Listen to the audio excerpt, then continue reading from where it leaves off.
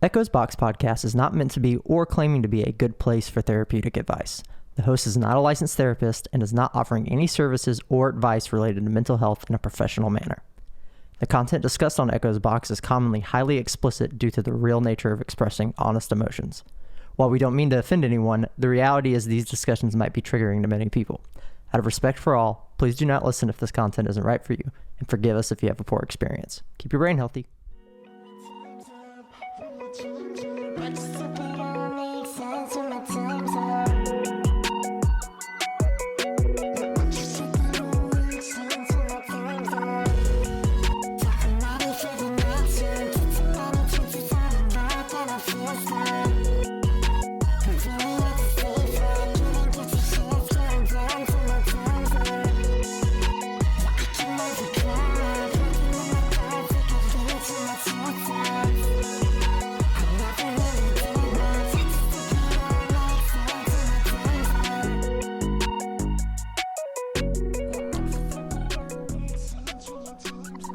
Hey everyone, welcome back to Echo's Box. This is episode 29, Home for the Holidays.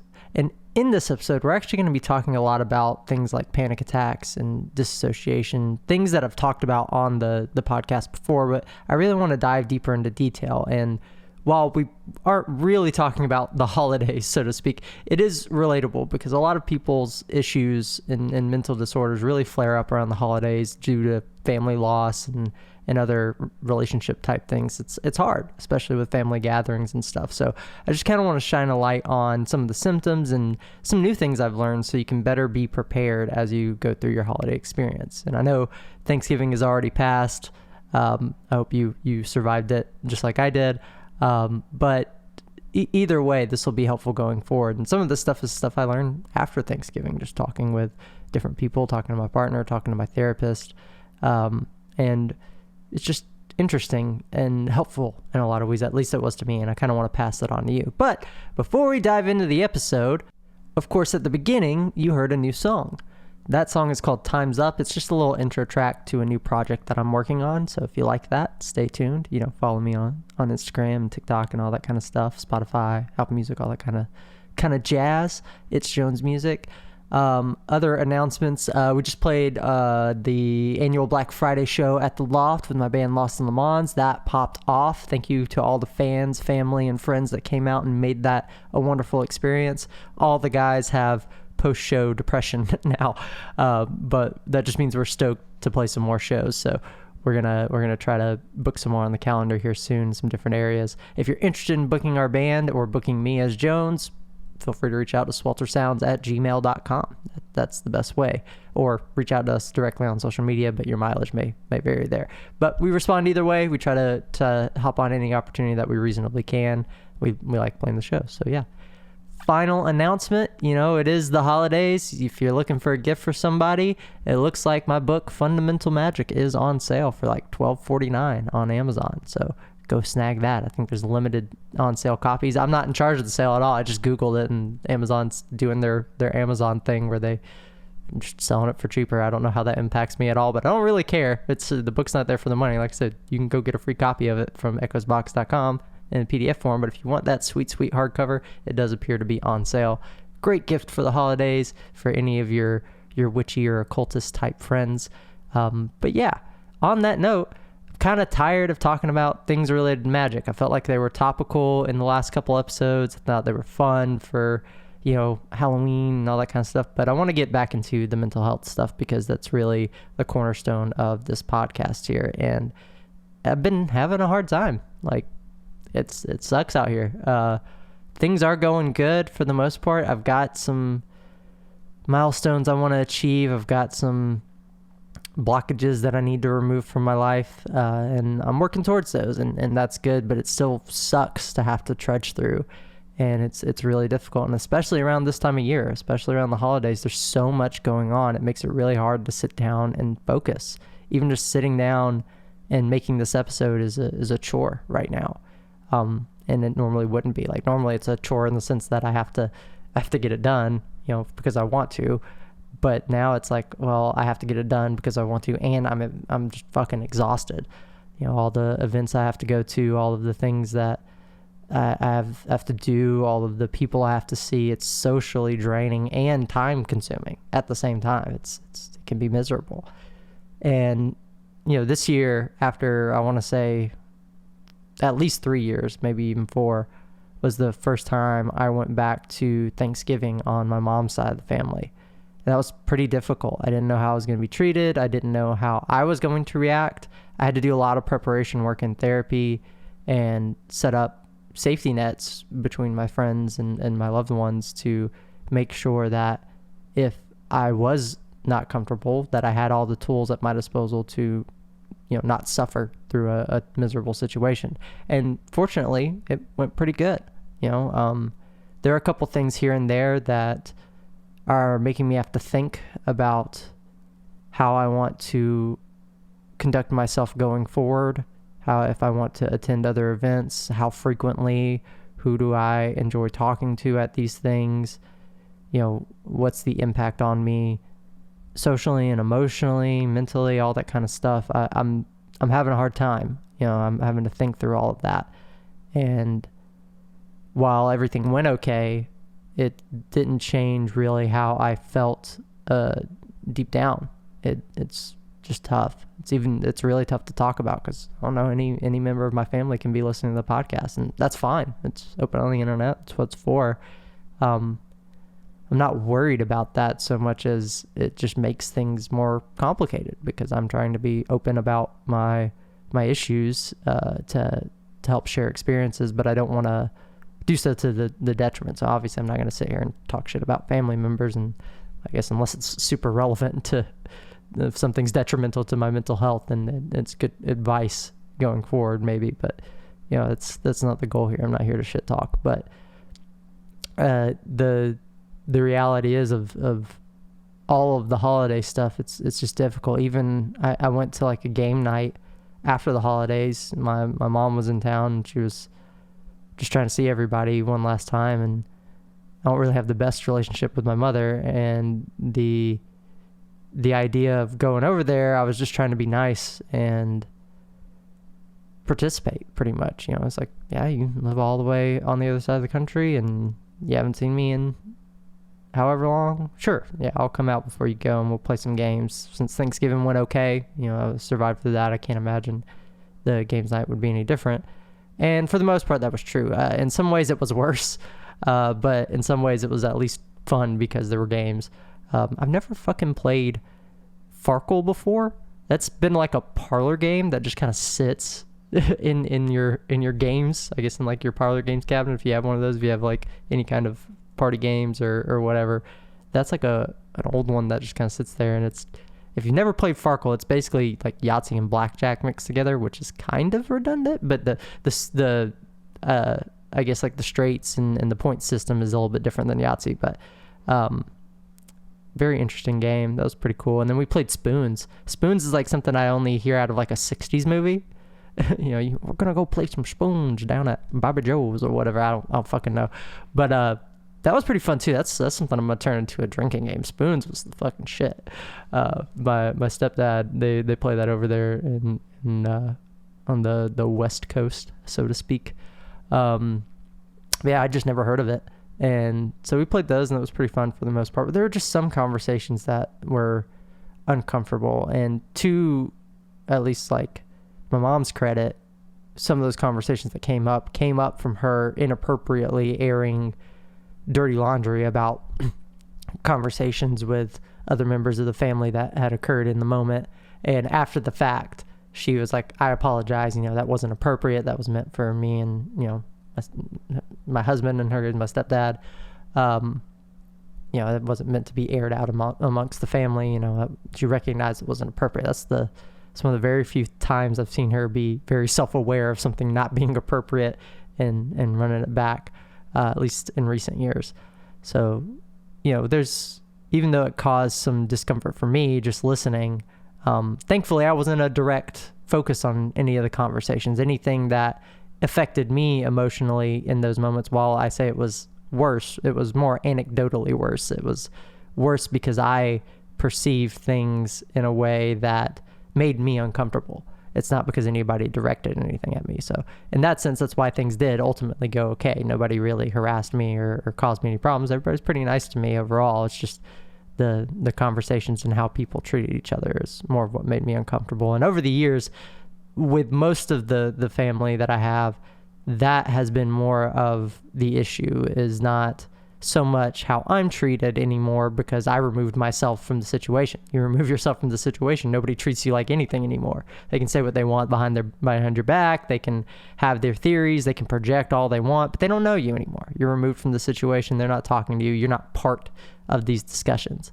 But other people are, and they talk to each other, and you observe kind of how they treat each other. And I've always, thinking back on it and working through therapy through this, I've never really liked how my family on that side of things treated each other.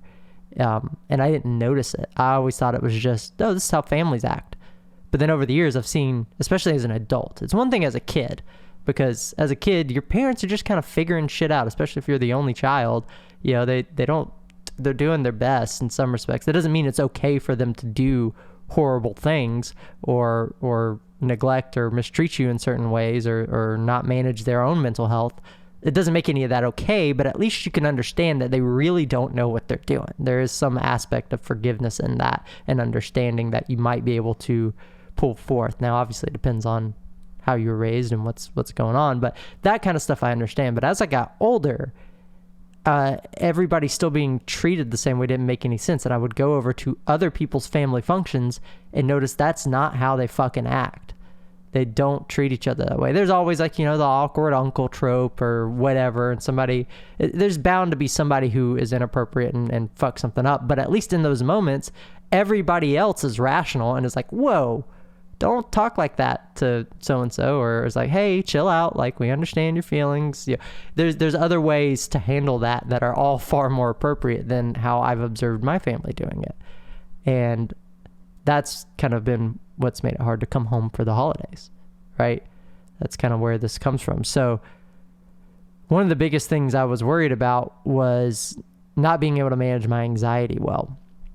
And so I worked with my therapist. We made sure I had the right medicine going into it, which is, for me, it was just my Xanax, making sure I took it the right dose at the right time to just kind of mellow out. So, I mean, I was zanned out at Thanksgiving, but not in a bad way, in a way that made things not so scary, that made it manageable. I was able to get through things without really thinking about too much. Anytime there was a comment made about asking me if I was going to eat or my weight, it was kind of triggering to my body dysmorphia and my eating disorder, but it kind of just hit me in the face real quick. And I was like, okay, that's annoying. I wish you hadn't said something like that. But I'm not going to make a scene of this. I'm not going to even respond. I'm just going to be like, yeah, man. Yeah, I'm here to eat. It's fucking Thanksgiving. That's exactly why I'm here. Shit like that. But I was scared of being on the verge of panic, and I can't really control whether I would have had a panic attack there in the moment or not, but I would like to think that I would probably disassociate first, and then by the time I got home, I'd be so overwhelmed I would probably have a panic attack. But that didn't happen because I prepared. I took my medicine. I worked with my therapist on things to say in response if I did feel like somebody was basically interrogating me and be like, hey man, the biggest tool she gave me is because I just didn't know what to say. So she was like, well, why don't you say, that's not really appropriate for this Thanksgiving conversation. And obviously you can adapt that in any way you want, Thanksgiving conversation, 4th of July, Christmas, whatever, but just calling it out and be like, hey, that didn't really feel appropriate right now, or I didn't come here to be interrogated. That's a little bit more abrasive to say in response to something, but if somebody's being abrasive towards you, that's kind of calling them out in that moment, and you can kind of take it from there. Like, that's the initial response. Hey, that's not really appropriate, or hey, I didn't come here to talk about that kind of stuff. I'm trying to enjoy this with you guys, and if that's all you want to do, then leave. Like, you need to get up and leave, because if they're not going to respect that boundary, if they're going to try to make this like some kind of faux intervention or family superseding, that's just gross. It's gross and uncomfortable. That's not what you're there for. You're trying to jump back in and be comfortable around these people and see if you even want to come back. And if you're being treated that way all the time, why would you want to come back? And like I said, thankfully in my case, I think I only had to use the phrase once, and I mostly used it jokingly just because one of my cousins was being a little bit abrasive in his approach. But even still, I knew he was trying to communicate that he missed me. He wanted to see me around. That's what he was trying to say, but that's not how he fucking said it. He was like, come around more. And I was like, damn, dude, like, I didn't come here to be interrogated. Yeah. So it was kind of joking response, but they kind of took it seriously because I guess they were scared of walking on ice or something with me, but you can't really walk on ice with a shattered floor that's already broken. They weren't walking on ice. They weren't stepping on glass, all those metaphors. It was already shattered and broken. They were stepping on fresh wounds, if anything else, and I'm kind of numb, especially being medicated. It's like, I don't care. Like, say what you're going to say. I would rather you be real with me and say what you're going to say. So that way I know how to process this. I know how I'm going to be treated here, you know? So I wanted to talk about that a little bit because I know other people experience things like that. And it's particularly difficult around the holidays when you feel like you're forced to see these people. And I want to, say, you don't have to go. You don't. You straight up don't. I didn't go for years. There are no real consequences. Now, it is scary to think people might blow up your phone. They may harass you for a bit, but guess what you can do? You can block them. They show up at your house uninvited and unannounced. Call the police on them.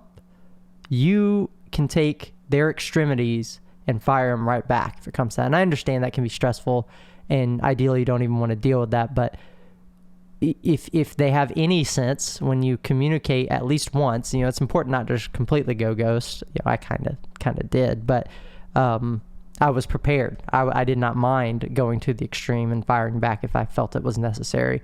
But you can be a little bit more reasonable than I was. You can be more reasonable and be like, hey, I don't really want to do this.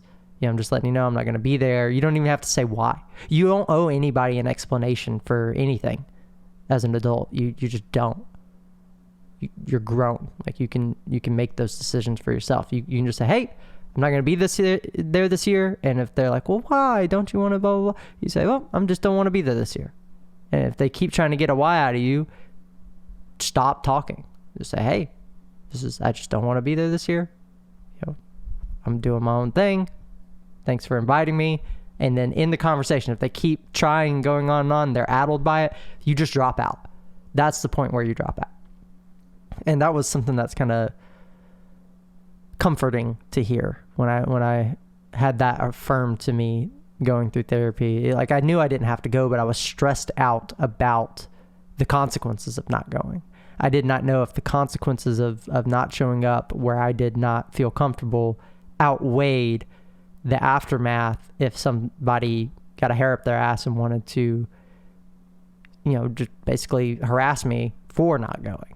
Like, what's more anxiety driving, waiting for somebody to harass you or showing up somewhere where you're already anxious? And for me, that was a chance I was willing to take. I was like, yeah, well, not showing up, I know I'm going to be uncomfortable and upset and unhappy if I show up. So I'm just going to not do that. And at least my chance of being at peace is there now. I didn't just throw it away. I gave myself a shot at it. But yeah, you can be a little bit more reasonable, and you can still say no, and you can just not go.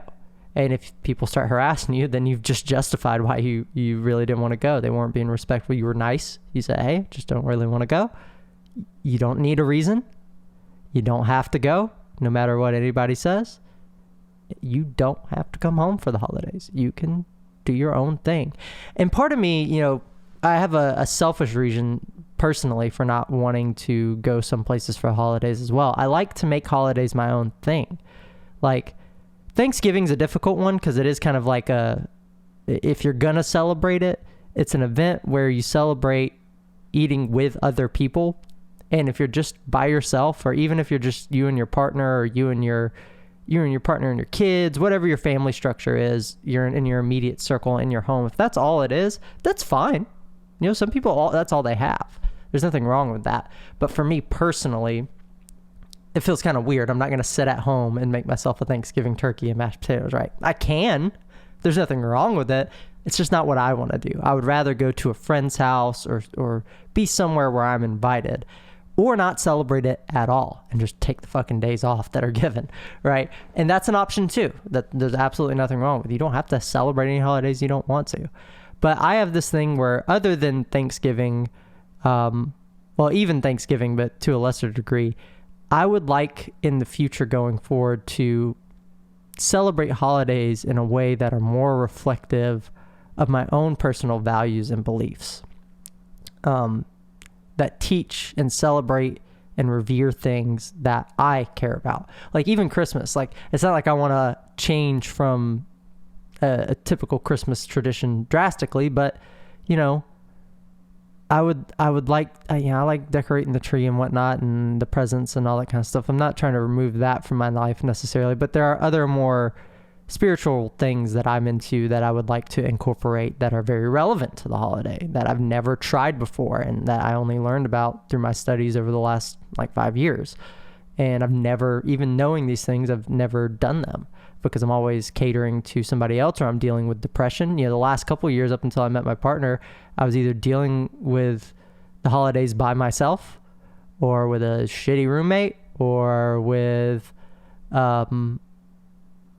if I was lucky, I would go to a friend's house the next day.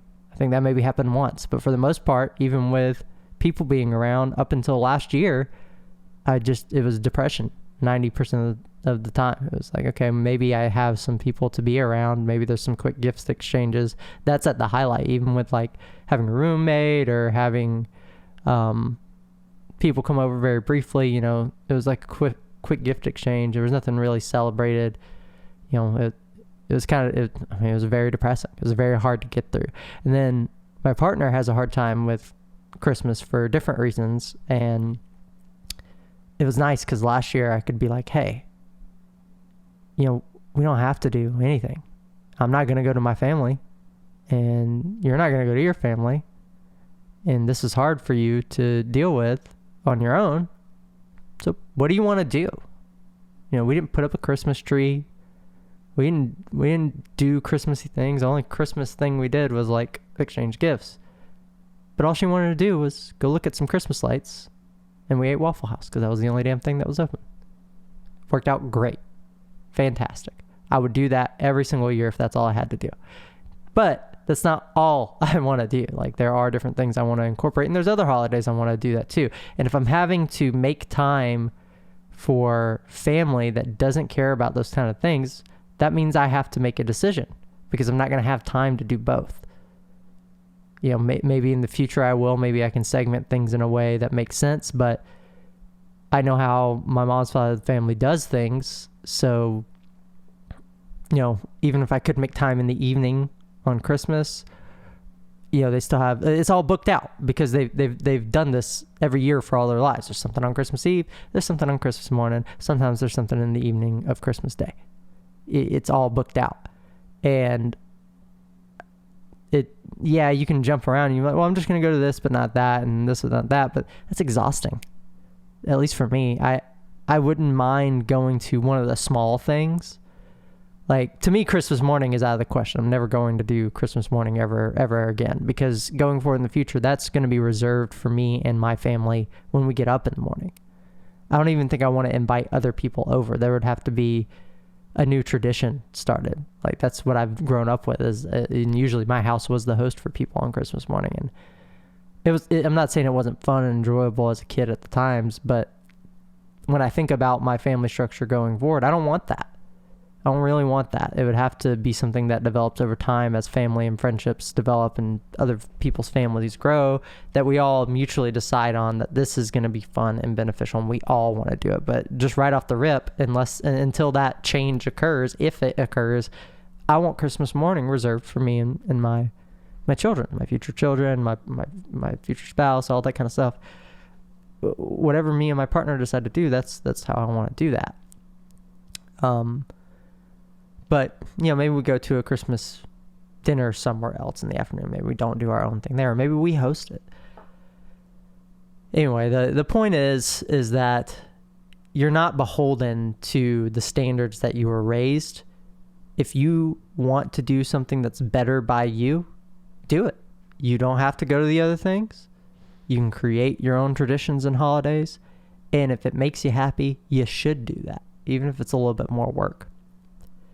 So that's the holidays portion of this. But obviously I hinted at being worried about like panic attacks and stuff. And something that resonated with me pretty heavily is a conversation I was having with my partner the other evening about this idea of absent panic attacks. I had never heard that term, but it's something I have experienced for sure on multiple occasions.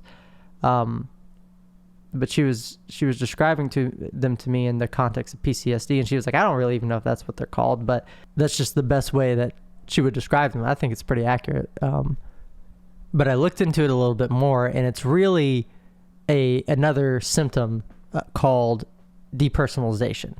So you can have depersonalization and derealization in panic attacks, and derealization is basically just like a detachment from your surroundings and reality. Like you feel disconnected from everything in your immediate environment. It doesn't matter if it's your favorite person, your dog, objects in the room. You just are completely detached from your surroundings. Depersonalization, on the other hand, is just like disassociation in a lot of ways, at least the common hallmark points of it, where you're basically detached from your body and you're kind of observing yourself from a distance. And obviously there are way different like experiences people have with this. Like in the context of PTSD, my partner described like basically having visualizations of the thing that she was freaking out about in front of her face, but she was still observing herself and going through the motions of continuing to work and be productive. But at the same time, even though she was functioning, it's like her brain was like, hey, you're freaking out, but we're going to protect you by depersonalizing now. And you're going to be freaking out. Your heart's going to be racing. All the other typical symptoms of a panic attack are going to be occurring at this moment, but you're not going to be outwardly breaking down, crying, freaking out, whatever your experience with your typical panic attack is. Instead, she's going to continue to do her job at work and just be freaking out on the inside. And that is a depersonalization panic attack. And I've experienced that before. I remember being in Oregon visiting with some family, and we were at this gift shop, and I'd been very uncomfortable and traumatized the whole week. I was not being treated very well. We were walking through this little shop, and I was disassociated half the time, like truly just not even experiencing anything. I don't remember half of that trip. Anything fun we did, my brain was just, woo, I'm not here anymore. You're going to go through the motions and you're going to come out the other side and be like, oh, well, I'm back at the house. And it was miserable. I hate that. But I remember walking through a shopping center and in this little small town, and there were these cute little plates and stuff like that. And then I just felt my heart rate go up. I was like, oh shit, I'm freaking out. And then I just felt like what was disassociation, in the sense that I kind of had this out of body thing where I was just kind of watching myself go through the motions of it. And by the time anybody, like, I remember my mom asked me, hey, are you okay? And I was like, yep. You know, and I clearly wasn't on my face. I still have, that's the thing, is you're still having a panic attack, and more than likely any external symptoms that are going to be there, other than like an actual freak out or breakdown, are still going to be present. Any kind of facial observation that you may have, like maybe your face looks distorted and uncomfortable, you're hyperventilating or breathing heavy, whatever it is for you, typically you'll still have those symptoms because you are legitimately having a panic attack. I didn't realize I was having a panic attack at the time. You know, I thought I was just disassociating because that's what it felt like in the experience. But then by the time I came to, I actually did eventually break down later and had a full-blown panic attack that was more outward. But it's because I'd been sitting in pain. I'd actually been having fucking panic for hours that whole day. It was terrible. And I just wanted to talk about this because this is the first time I've been able to put a label on it. So whether you call it an absent panic attack, like I said, I kind of like that name, or you want to associate it with panic attack that has an observation of derealization or depersonalization, at least you know what it's called. and you kind of have an idea of what the baseline symptoms are now. Derealization is, dissociating, or derealization is no longer identifying with the objects in your immediate space, objects or people, anything. You just are not aware of them. You don't care. You don't have any association with them anymore. It's like you're out of reality, derealization. And then depersonalization is more like the disassociation, where you're kind of floating in and out of the body experience and watching yourself go through the motions. This is not always like a third person camera. Like, all of these things are nuanced. This is just to give you an idea of what you might experience. And if you have experienced this before, you can kind of put two and two together and be like, okay, well, was I disconnecting from reality, or was I depersonalizing? And how did that look for me personally? So that way you can assign a label to it. You can know what's going on. And that's super helpful, because then you can go into therapy. You can go to your psychiatrist and be like, hey man, these are symptoms I'm experiencing. It sounds kind of like this. What say you? Can you help me out here, figure out what this is, and help me, of course, go from there and figure out how to manage this better. That's really important. As far as disassociation goes, I personally have had a lot more of those episodes lately rather than panic attack. And that's something that happens to me week to week, and I don't really notice it. Why? Well, because I was disassociated the whole time.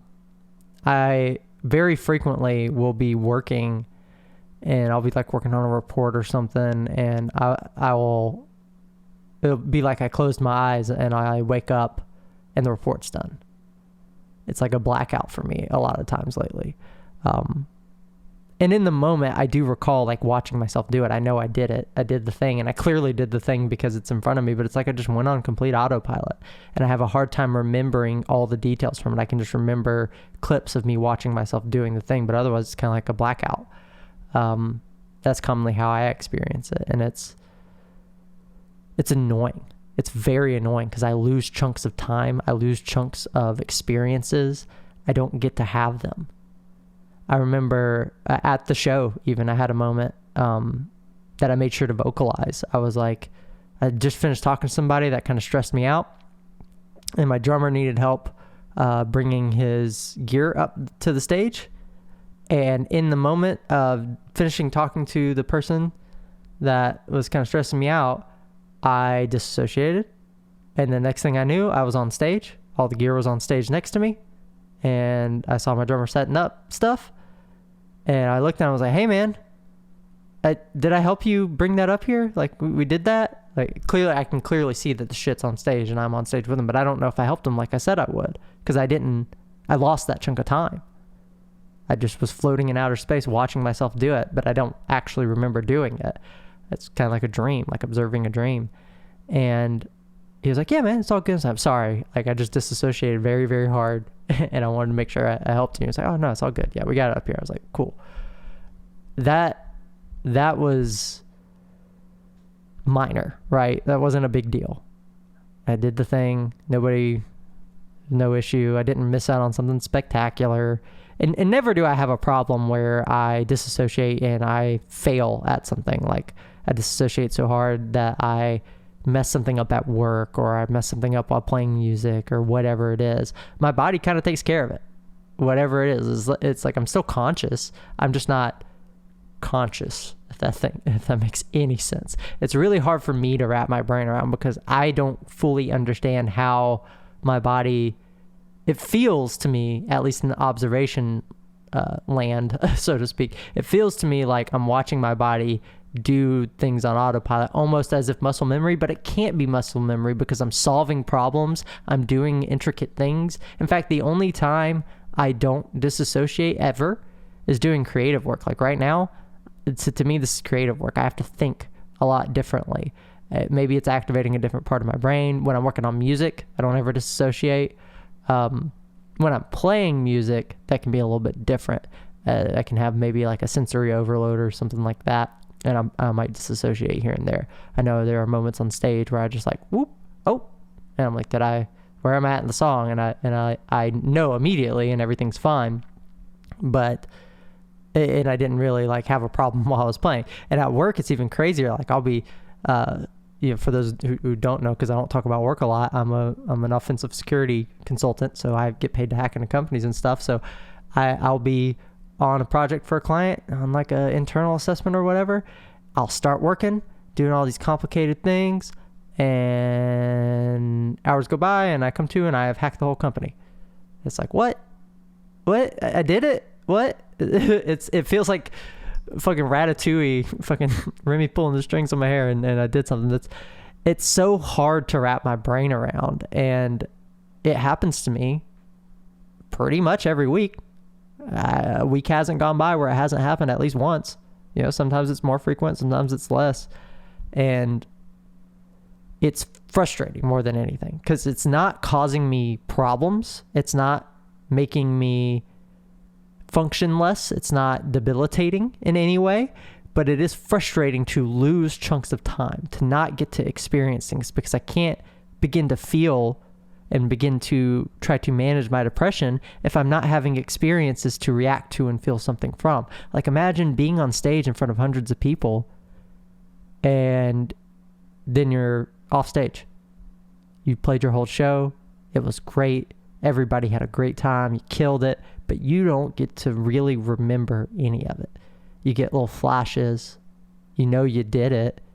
You remember vaguely being up there, but the emotions, the experience, the things that create memories, anything that's non-visual, and even the visuals don't stick. That's why, to me, at least, it's flashes of visuals. They don't really stick because there's no other connective components. I don't have any emotional component. I don't have any auditory, sensory components other than some vision, because like my eyes are open, but like I'm not really hearing anymore. I'm not smelling anymore. I'm not tasting anything because I'm playing a show in this case. I don't have any other stimuli that my brain is using to record the memory. And so the memory is very faint and I get vague visuals at best. That's frustrating. I fucking hate that. In some ways it's my body. I mean, the way I've learned in therapy is that my body is responding to like trying to protect me from things that have traumatized me in the past, but it's gotten to a point where it's like it's incorrectly protecting me at times that I don't need protection. Like, I don't need protection at work. This isn't stressing me out, at least not like that, not the same way. I don't need protection when I'm on stage. I want to have those experiences. I love playing shows. Like, whenever I don't, I'm talking like I disassociate on stage all the time. I don't, but it has happened, and that's what it feels like. But when I don't, I know how much I love playing music in front of people. It's so much fun. Fucking love it. That's why I'm a musician. That's why I do all that I do, is to be able to play these shows and have fun and have those experiences and release music. I don't like that I lose those moments. My brain is incorrectly, quote unquote, protecting me in those moments, and I don't know why. The only rational thing I can figure is that perhaps the appropriate stimuli, maybe there are certain chemicals that are arising in reaction or response to excitement or an event of some sort that make my brain all of a sudden think, oh, well, we're going to protect him so he doesn't shut down and we're going to carry him through this. I'm like, no, I'm fine. Like, pick a different moment for that if you're going to do that at all. And that kind of brings me around to how anxiety and even the symptom of dissociation are things that our bodies are capable of normally. Even if you're a neurotypical person, these are mechanisms that your body has in store for you to protect you. Anxiety is to alert you to danger. Disassociation actually is more to help you like focus and get through something that's difficult, but it's not meant to permanently put you in a state of panic or permanently put you in a state of disconnecting from reality. Those are the extremes. Once it starts doing that, and especially if it gets worse than that, it's not doing its job that it was programmed to in your normal biology. And that baffles me how that goes off the rails that way. It's crazy how our brains work like that. And it's unfortunate for those of us that struggle with the non-standard, the non-neurotypical symptoms of it. I wish my anxiety would just alert me to danger and not make me have a breakdown. I wish that when I disassociate, it was just a moment of focus to get through something. I don't wish to be losing gaps of time. I don't like to be freaking out all the time. When I say all the time, freaking out when I have panic attacks.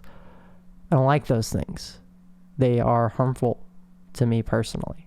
It makes my life worse, not better. It makes it hard for me to feel. It makes it hard for me to manage my depression, which is, while I have distinct disorders between anxiety and depression, to me, my anxiety is for the most part managed, thanks to the medication, thanks to the exercises that I've been able to do. And I just want to focus on getting better at managing my depression now, because that hasn't gotten any fucking better. It just hasn't. My life's gotten better. Things have gotten easier, but how I feel has not changed. The same emptiness, the same numbness has not changed. It's very fucking frustrating to still have these symptoms of disassociation and panic that make it hard for me to focus on whatever healing I can do for depression. That's where I'm at. And thankfully, the anxiety is for the most part managed. Still working on the balance there. It is still new. I've been medicated on with my anxiety medicine for a year, but finding the balance and the comfort in that is difficult. Because my brain likes to tell me that I'm not allowed to feel better. It's the depression. It kind of works in hand. So you're not allowed to feel better, so you're not allowed to take your medicine. That's fucking ridiculous. That's what the medicine's for. It's very hard for me sometimes to break through, and it's not rational. It doesn't make sense other than it's my brain being mean to me. And that's something I struggle with in general. So fighting back, and that's where some of the exercises and the thinking exercises and even ceremonial magic and meditation help me to be more rational in thought about, hey, when you recognize something being mean to you and saying you can't take, like if something's saying in your mind is making it hard for you to take your medicine, no matter if it's a thought of you're not allowed to do that, or if it's a thought of uncertainty or worry or something like that, guess what that probably means? You should go take your medicine. That's what it's for. And thankfully I have those tools. So I do foresee that getting better and better, and I am excited for that to get better. It's already manageable, which is great. It's a huge improvement.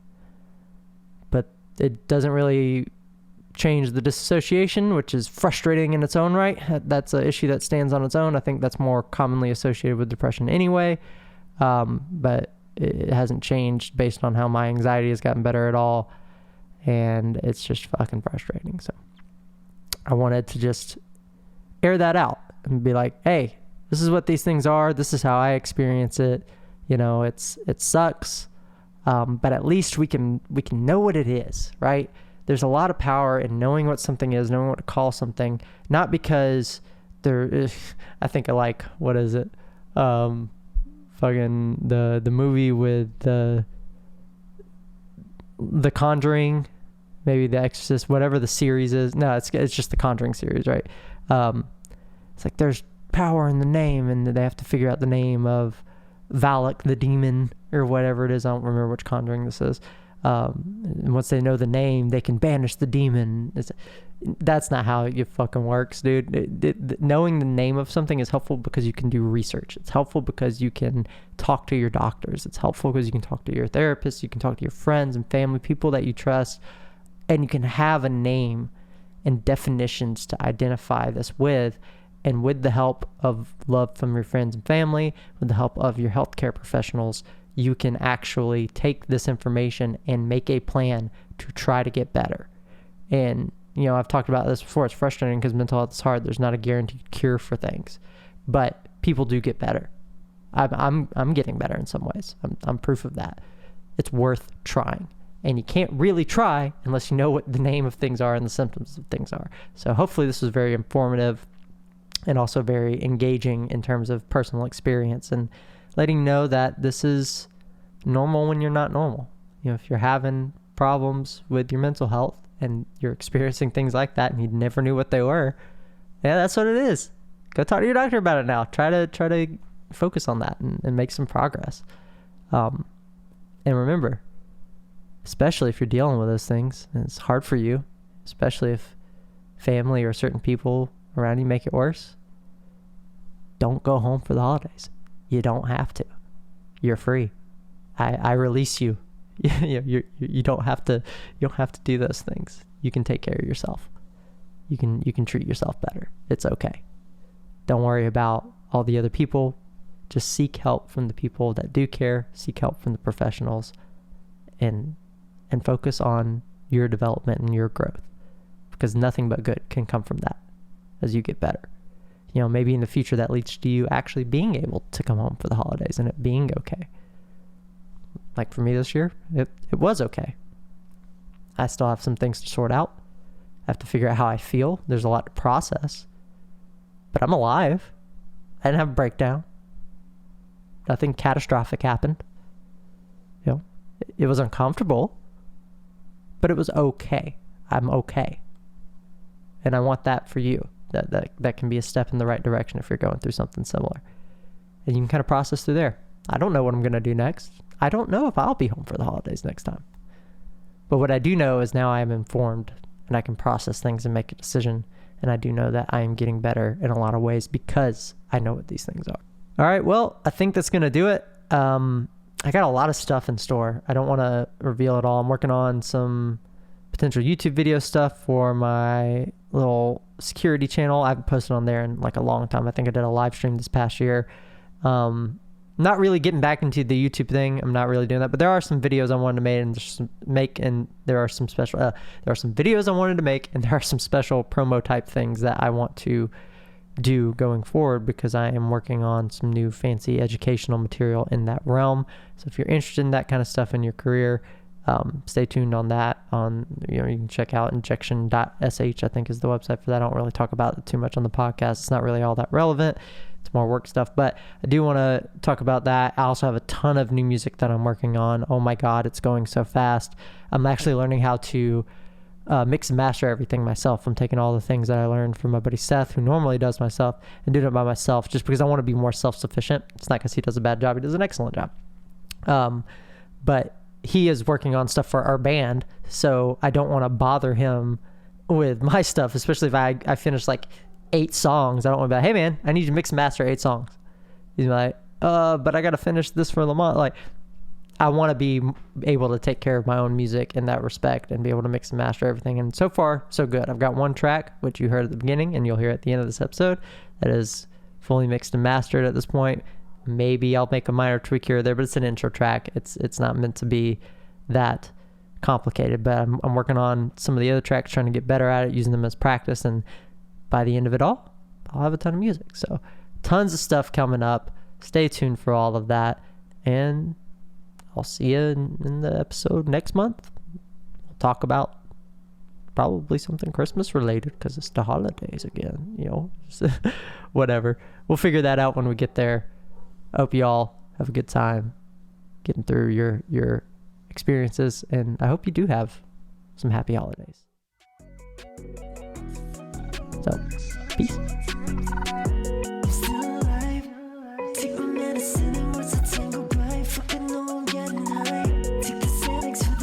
With the top prescribed, just for once I'd like to let myself be paralyzed. Never had much luck, I just get fucked up too much. Never been enough.